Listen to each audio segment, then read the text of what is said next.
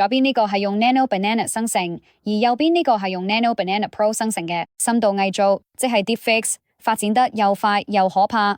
AI 而家已經可以複製樣貌同聲音，下一步就可能係假視像通話，甚至係網絡好真嘅直播。所以係你相信你所見所聽之前，記住以下3個簡單規則：第一，負責任咁用 AI。如果你用 AI，要坦白，唔好假扮其他人嘅樣貌或者聲音，亦唔好用佢是你嘅朋友。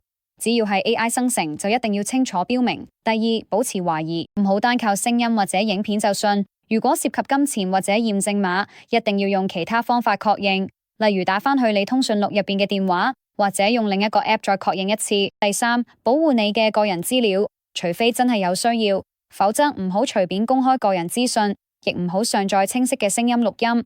網上資料越少，你就越難被複製。想知道更多安全使用 AI 嘅小貼士，即刻去 Fabrics AI 負責任 AI 中心睇下啦。記住 AI 要用得精明，更要用得安全。